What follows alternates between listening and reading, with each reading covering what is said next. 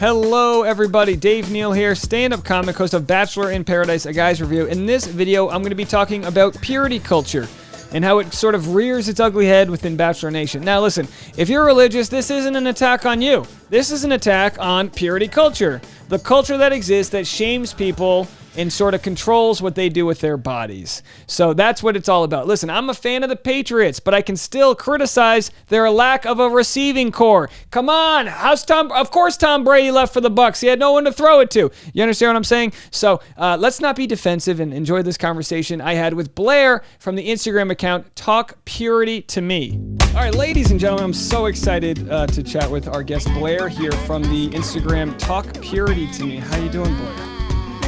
Thanks so much for having me. I've been wanting to talk to you for so many different issues, and it's going to be so hard for me to stay focused here. But your page, Talk Purity to Me, is about purity culture. And can you just give like a basic definition for people that have never heard that before? Yeah, so it's basically a set of ideas that places a huge emphasis on virginity and, people keeping their purity and their worth, tying that to whether or not you've had sex. It's very common in religious contexts and different religions, but also it shows up outside of religious basic religious context as well. Yeah. Yeah, I mean, it's kind of built in, especially I've heard this like idea that the United States is one of the most conservative first world countries when it comes to these ideas. And that's hard for people to wrap their heads around because we think liberal versus conservative, but just the idea of like saving yourself and slut shaming and all these different views. It's like in some other countries, I don't know if there's if they have to deal with it, if it's more of a built into our Puritan upbringing or whatever the case may be. But you must get like a ton of religious resistance to the thoughts that you post on your page. Oh yeah. I get, I've even turned some of it into merch. Like people have called me like an agent of Satan, and I just like ran with it and got some really cool merch and threw that on there. So yeah, I get all kinds of stuff like that. Oh, I love doing that. Like you parlay someone's negative energy and you just bring it right back out into the world. It's a good way to rally the troops too. When you share a little bit of hate you receive, they're like, oh wow, we need to double. Yeah. I always say when you're getting some hate, it means you're touching in the right places. You're like the doctor pushing into like where the broken parts of the soul are. Now also, can you separate the good parts of religion from the purity culture? Because it seems when people hear criticism of religion, it's hard stop, me versus you, get into heaven or not. But like, are you able to separate the two? Sure. I have a lot of family and friends who, their belief, their Christianity, those Christian values are still super important to them. And my philosophy is just like, if it makes your life better, if it helps you live your best life, go for it. It's not for me, but if that's what you want to do, then I say more power to you. And that goes for everybody. So, now obviously when it comes to the show, The Bachelor, Bachelorette, Bachelor in Paradise, purity culture always comes up. You're basically putting people from all over the country into a house or a beach or wherever, and they're talking about their sex and the morality. And you've got virgins that have been on the show. And most recently, I think when I started following you was Mikey Planeta, who's a virgin, but he says he's made mistakes. And can you speak to like the idea of like when you feel like you've had slip ups, how that might affect, is that slut shaming? What is that?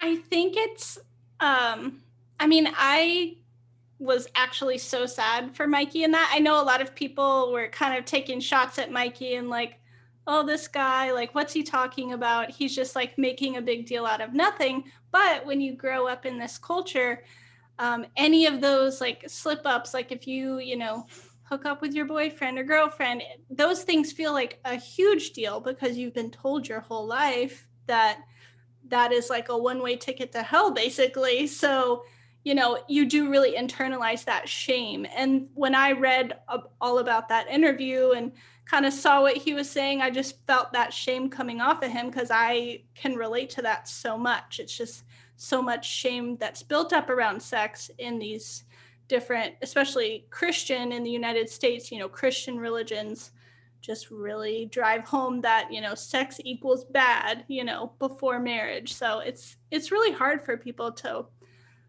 unlearn those ideas. Yeah, and I fully get it. I have an uncle who's a priest. My family's very Catholic, very conservative in a lot of ways, and I just push back on a lot of the ideas because I was raised, where I wouldn't say one swear word. I had my own sort of moral guidelines that like good versus evil, and then eventually I was like, the fuck cares? You can be good and swear. You can be good and have a one night stand. Like you can, how you affect other people, your energy level to me is so much more important than some strict guidelines of where you put your body with consenting adults. Now, at what point did this hit you where you were going to push back against the purity culture? Like tell me about that phase. Yeah, it was almost 2 years ago, which is wild to think about. I've been running this page for a couple years, and I really just started to kind of ask around to my friends, and on my own personal Instagram, I actually put a little question box and just asked, my friends, my followers on that private account, how has purity culture affected you in your adult life? And I just got dozens and dozens of responses. I was like, my mind was kind of racing. I was like, okay, we got to do something about this. Like, this is clearly a huge problem. And I started asking about it because I was still struggling with it and, still working through my upbringing in purity culture. And so I really just realized like, okay, we got to just at least open the conversation up about this. Like, this is, we don't need to all feel so bad about this. Like, some people are married with kids and still struggling with like their sex life with their spouse. And it's like, all right, it's time to just rip the Band-Aid off. Let's talk about it. Yeah, there's plenty of like niche communities on YouTube where there's people that talk about their coming out of the Mormon church. And that's a big one. And I'm fascinated by that. One of my best friends was raised Mormon. Whole family is still Mormon. He's not. And the amount of pain and anger and guilt he feels and he's a successful, amazing guy. He's one of my best friends. I see this and it just pains me to see. But because these topics are so popular to people that are like, coming out of that haze, there you see these communities come up online where people really need to get help and support just for unpackaging whatever guilt, shame they didn't even know they had. And it's weird that in 2021 it feels like the world's just starting to talk about this. I started talking about purity culture with Colton Underwood's season. Obviously, he was closeted when I was even beginning to have the discussion. So there's a lot to unpack there. But as we talk about Bachelor in Paradise, Tuesday night, we had Marissa and Riley, and they probably had sex in the boom boom room. I don't think they've confirmed it. It's pretty much part of the story. And it rears its ugly head where commenters are saying they weren't serious because she gave it up so early. And no wonder you haven't had a date. I mean, you sent me the screen grabs. It was one after another. What were your thoughts on that? Well, I was not surprised at all, but I was also very sad.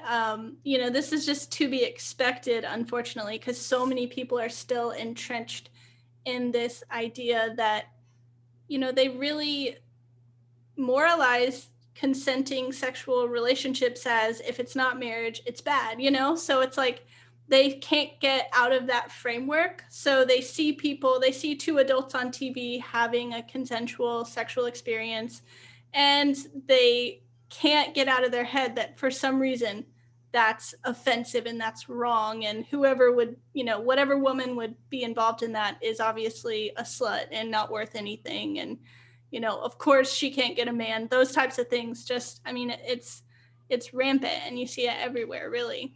I felt the same way as you. I go, I'm not surprised at all. It's almost like we could have had this conversation beforehand and then just inserted the screen grabs.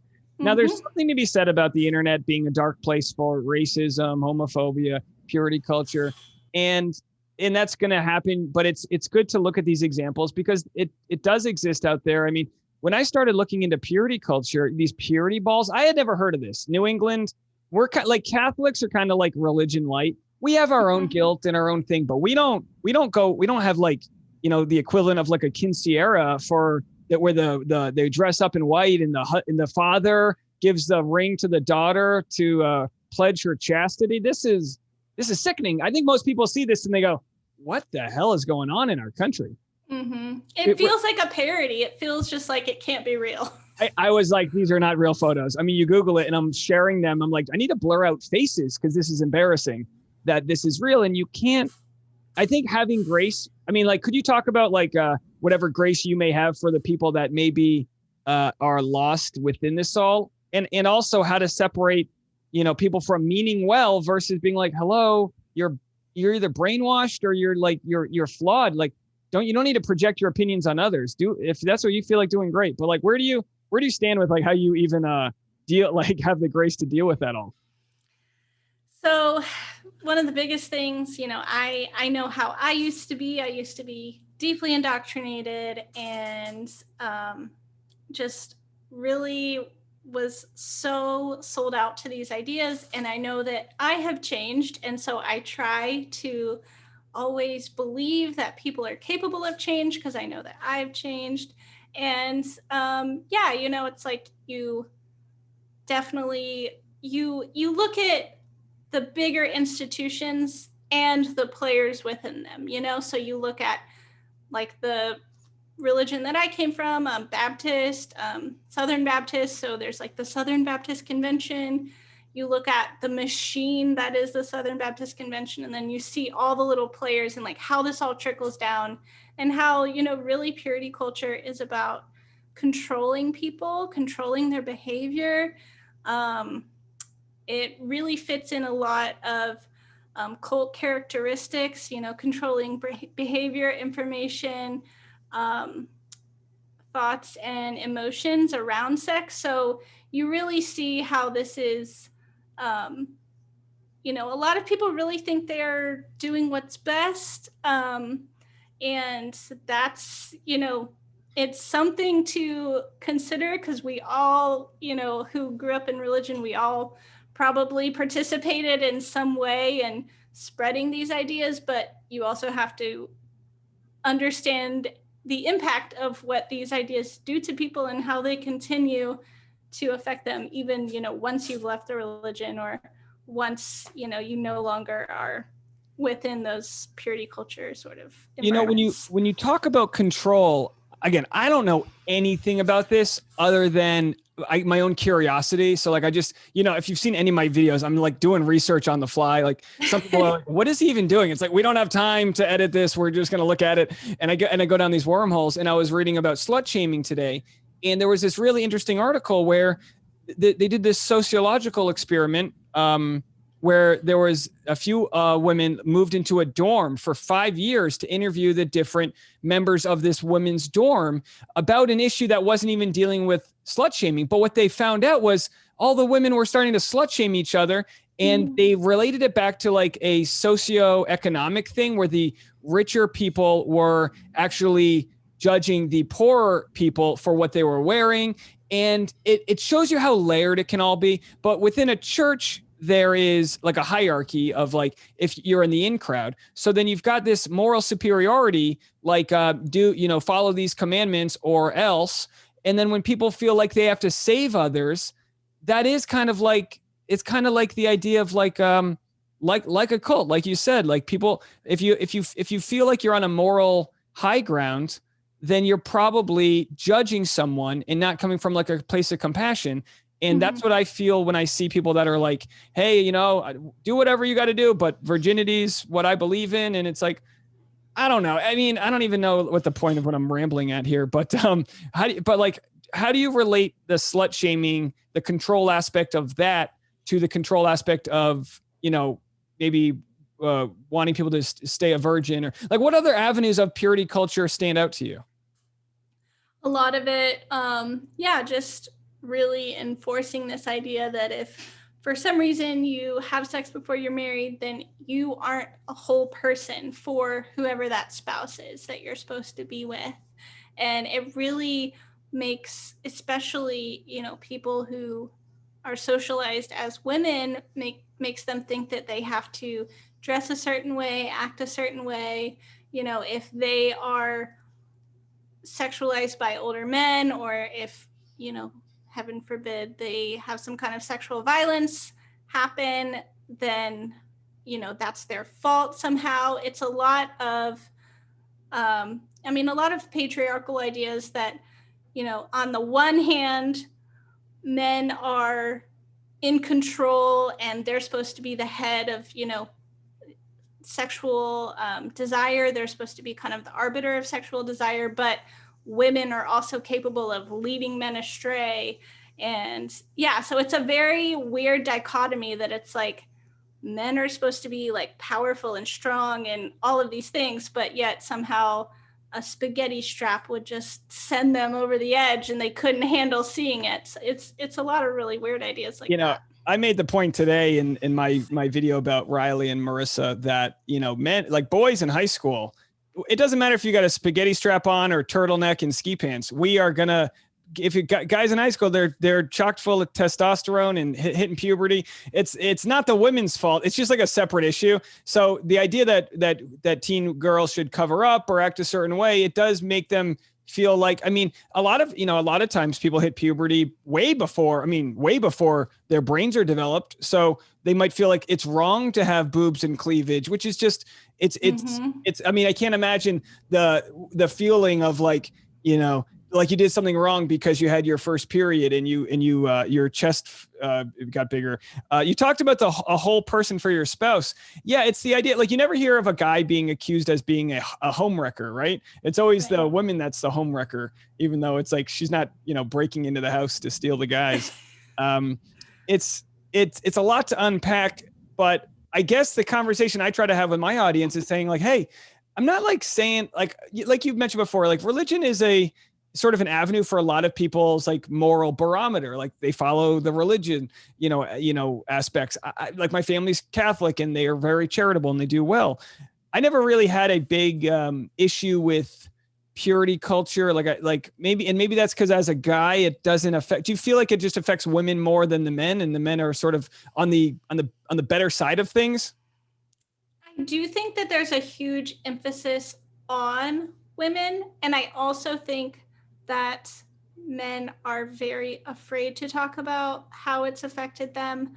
For the most part, even I know that it affects men because, there's a lot of these ideas that, men are basically just sex machines and, they can't turn off their desires and, it's not their fault they didn't respect that woman. Did you see what she was wearing? Like those kind of ideas, if you're taught that over and over, I can just imagine, and, I've heard from others that it really does affect them. But, there's a whole other issue where men, at least in this country, are very hesitant to open up about things that are emotional. And that would, include this kind of conversation about sex and intimacy and like their desires. Like it's kind of, so I think it's like a yes and like, yes, I think it affects women, maybe in some more overt ways, but I also think men are like slower to talk about the way it affects them. It's a great point. I feel like men also are obviously just as guilty of passing that down to the next generation, even if they, men aren't worried about their dress code growing up. My fiance is raised in Kentucky and she talks, she works in fashion. So fashion can be very provocative, but at the same time, there are times when she wants to wear like a, head to toe dress to a pool party. And I'm like, what's going on here? And I'm not the type to be like, don't wear that. But she's like, I know I was raised, my knees, like she's got the thing with the knee. She always talks about it. Like you can't have it above the knees too much. And like, it's silly. And then I think last year or the year before, they found people photoshopping the cleavage out of the yearbook photos. So now they're getting like big post-production. It used to be like, no, don't wear that. Now it's like, well, if you do wear it, we are going to put some MS Paint across your clavicle there. And it's just like, I think people mean well. And it's just with someone like Mikey Planeta, I don't know if I'm saying his name right. So he was on Katie Thurston's season of the Bachelorette, and he talked about having a slip up where he probably had oral sex or whatever, and how like that made national news, probably mainly because how stupid it is. It's like Mikey Planeta slips up when he's a virgin, like God forbid, pun intended. But so I'm wondering, was this like the first time he ever said these things in a public way? Maybe people finally start to hear I don't know if it's hypocrisy or just how many holes there are in their thoughts when they kind of say it out loud. So I wonder if he has never been questioned. And, a lot of guys don't talk about their personal life. So like, how is this guy in his 30s play baseball. Listen, I play baseball my whole life. Every guy talks about everything on the baseball fields. I'm not necessarily proud of it, but guys talk. And I'm just thinking, like, how was he able to not sort of have people be like, hey man, like, it just doesn't matter. You know what I mean? Do you find like what was the moment? Do you have a moment where it hit you like, oh, this is wacky? Was there a specific moment? So for me and my experience, I went through college. I started questioning sort of my faith and also the purity culture ideas and how those things, interplayed towards the end of college. And then so one of my big wake up calls where I was like, I obviously have some issues around sex that I didn't realize were such big issues. I made out with a guy and then I felt so guilty and was so afraid that I actually went to the pharmacy the next morning and bought Plan B because intellectually I knew that there was no possible way I could be pregnant. But that overriding irrational fear of like sex, intimacy, all of that stuff, it just takes over your mind and you're not even thinking like a logical, rational person anymore. And I think after that, I was like, yeah, this is not normal. And this is not how people who have healthy relationships with sex and sexuality act. Like, this is not healthy for me. That moment of that, like the idea of like suspending disbelief, it almost is like a certain type of person that can fall for like a multi-level marketing scam, that can, be deep anti-vaxxer and think they're putting magnets into their body. Like, I feel like there must be, and I don't study this, but there must be just this like disconnect in the rational side of the brain. And maybe it's just like an intelligence level where like you're just not questioning things. Now, I do stand-up comedy. We question everything. Plenty of comics I do comedy with, they question everything, whether it's left or right or whatever the case may be. And I just think it's a healthy place to look at things and go, look, follow the Bible all you want, but just understand that book didn't drop down from heaven. Like, figure out, like, I believe in like an interconnected universe. I think we're all part of a larger organism that makes sense to me vicariously, all this. I could call it God amongst the right people or universe amongst others. I'm in Hollywood. People get a little afraid of certain terms. So it's like, whatever. But like, let's not pretend that because it was written in a verse in a Bible, that it holds any laws over rational 2021 thinking. Mm-hmm. So when people will say, wow, but the Bible says, stop, be a good person. But if like you're, at an age and like, so how, like, I don't have any kids. I don't know if you talk about that, but like, how would you talk to your children about healthy, sexual conversations?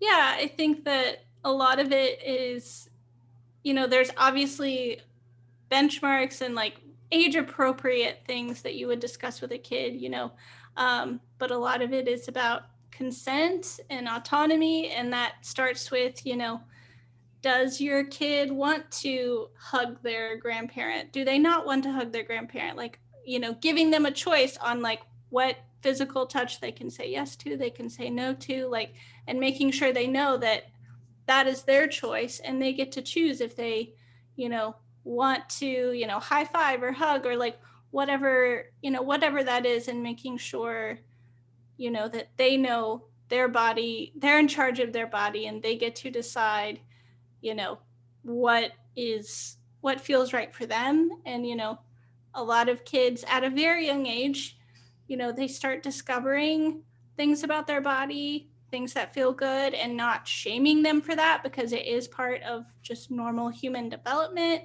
And it's, something you do. You don't want to do it in the middle of the street, but, it's like, it's okay. It's not something to be ashamed of in any way. We had like a family, a cousin's friend or someone said, they were like, my dad told me if you touch it, it won't grow. And, when you're like 8, you're like, I want it to grow. I got it. I can't touch it. And then it's like, you're still going to touch it. You're just going to feel bad afterwards. And so it's like, how bizarre, but like, you can't expect an 8-year-old or 12-year-old to to be able to like question authority or this or that. And, so when it comes to a lot of things I talk about, I think my channel is relatively open-minded. I mean, my live stream, we had someone from Palestine, Pakistan, Slovenia, and Slovakia on the live stream. So these European and other, even the Mid East, we had some African countries, like, some people, a couple guys in Zimbabwe. It's so cool to hear different cultures immediately be like, you guys do what? Now, not to say, obviously, huge issues going on in Afghanistan, huge issues in other parts of the world, but like we have all the resources. We've got the internet, we've got the infrastructure to like overcome everything and anything that provides us shame, whether it's, people who eat to medicate themselves or do drugs. With comics, all we do is hear every week, I got another comedy friend who passed away from an overdose or a suicide or this or that. And it's always because of like trying to fix some other problem. So you would think that the thing we would want is to just deburden ourselves. Now, my question is this, because I feel like whenever I post anything political or whatever, I basically get like the same 2 or 3 responses. I get called a simp every day and I'm like, Dad, thanks for calling. Like I'm always getting called things. I'm like, I don't respond to it. It's fine. But do you have like a sort of an idea of the sort of pushback you're going to get? And is it all sort of the same sort of thing? Or, has anyone ever stumped you with their critique of your fight against purity culture? Not really. I mean, sometimes I just get really like out of pocket things, I'll just get like a DM that's like, you liberal. And I'm like, cool. Like, I don't know, some stuff like that. But, it's really, when I read most people's responses, I can hear their fear and I can recognize that, they're afraid of people living outside of what they feel is right and experiencing the freedom that they probably wish that they could. So whenever, and if people are being nasty, like I don't just let people abuse me on my own platform or, things like that. Make merchandise. Exactly. It's like, I'll just make money off of you. So thank you. I got a new t-shirt. I got a new hat. But, it's like a lot of times you can see, or I can see myself in that person and like how I used to believe. And so you can sometimes like reason it out a little bit. And, so no, it's like, I've heard it all before because I probably said it all before, it's like, I've been there. Yeah. Yeah. I think what you're doing is great. I think your Instagram's great. My fiance is the one who sent me some of your things. And I was like, oh yeah, this is your wheelhouse to be Bachelor Nation. I mean, do you follow, like, are there any other shows you follow that give you as much or like a good amount of like material to use? Because Bachelor seems to just be like the place where, I mean, everyone's talking about it. You have like a built-in sort of market to call bullshit where you see it. Yeah, Bachelor is definitely a big one because I'm a big fan of The Bachelor. And so I'm already watching it anyway. And there's always, it always crops up. I like to look at pop culture too, because there's just so many instances where, like, if you even look at like the Jessica Simpsons, Britney Spears, they were majorly sexualized even as teens, and then really just like expected to be, it was kind of a weird dichotomy because they were like seen as these like really like sweet virginal people, like women, and then they were also expected to be sort of like sex symbols at the same time. So it was like this whole weird tug of war. But all while having like Justin Timberlake just scotch-free, just walks out of the records, just big accident, walks right out. And he's just since apologized. I don't know what else he could do other than, I'm sure there's always more he can do. But, the interviews where like he's with the DJ talking about pulling the V card, it's almost like we've created this transaction by the currency of the V card. The idea, like you said, of being a whole spouse, a whole person for your spouse. Mm-hmm. How do you even reword these things? Is there like is it all about like changing the words we use to talk about like taking, like the verb of taking virginity? It's like such a mutual I can understand if one person's not a virgin and the other is, then someone might, but even the idea of losing your virginity. So like I keep on stumbling over these words.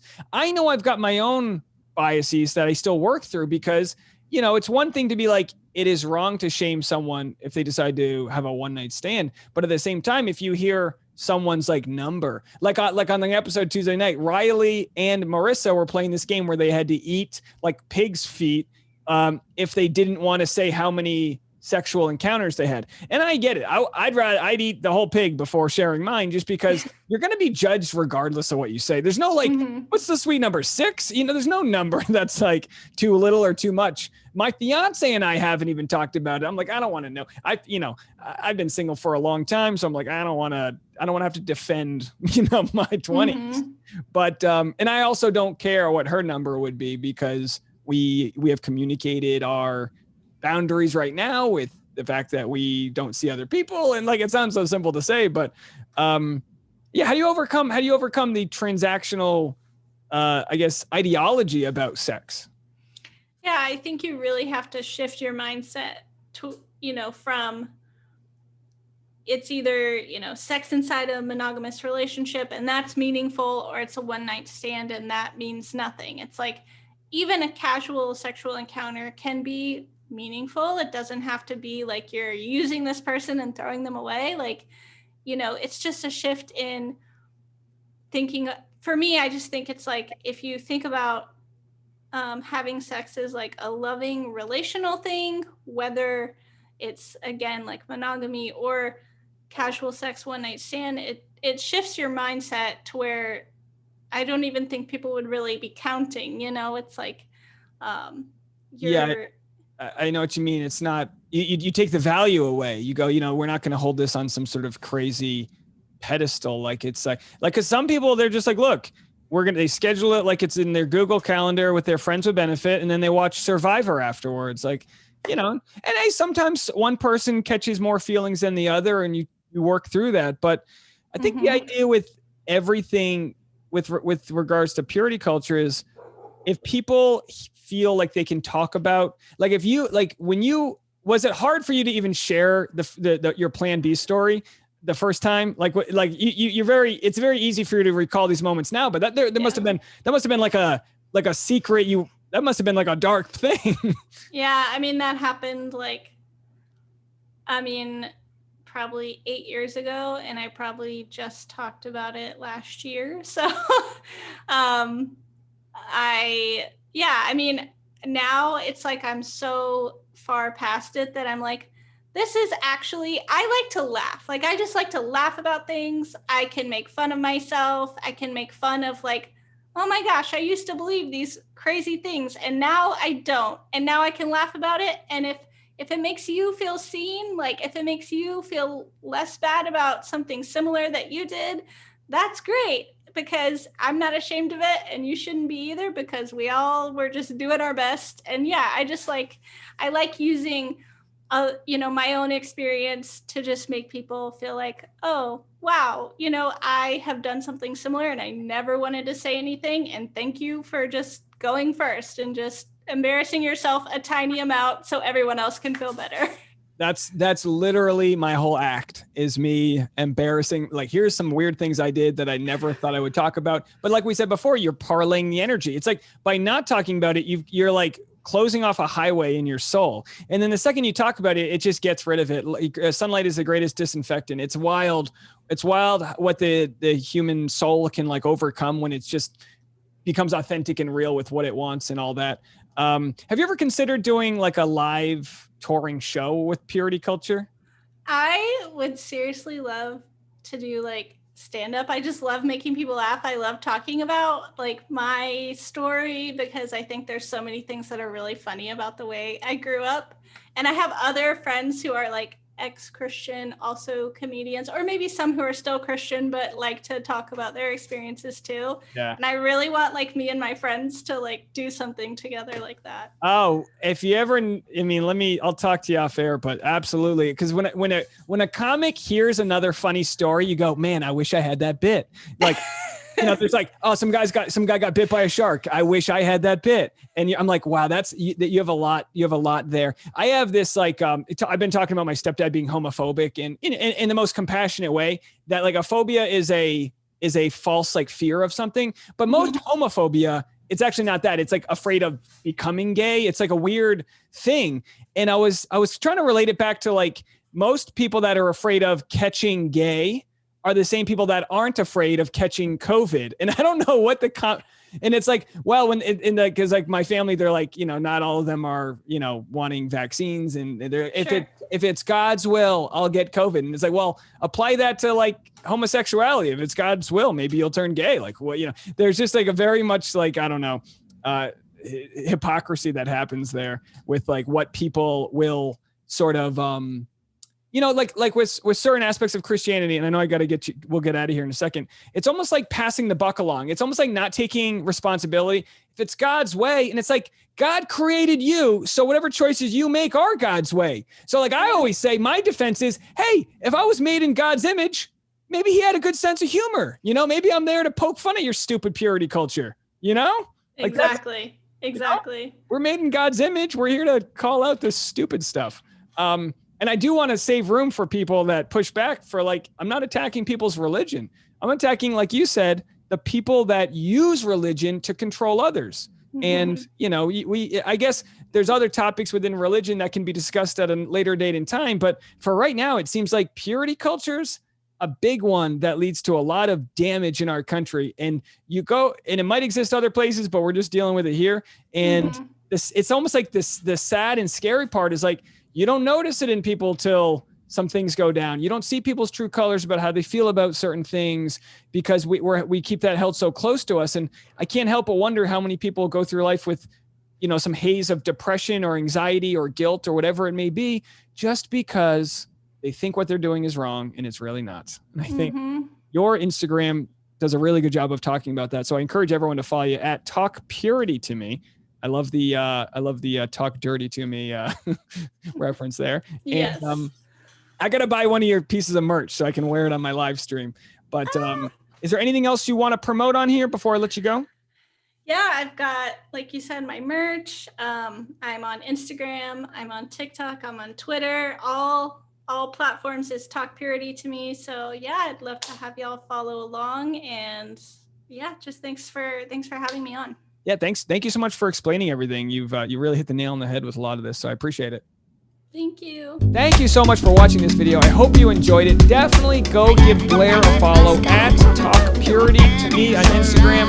Go enjoy her content and tell her you heard her here. And we'll definitely have her back on for more chats about purity culture as it relates to Bachelor Nation. I'd love to know your opinion. Leave a comment. And also don't forget, like this video and subscribe to the channel if you haven't already. If you want more content, you can go to patreon.com/Dave Neal and you can check out more of my premium memberships. All right. Thank you guys so much. We'll see you later. Bye now.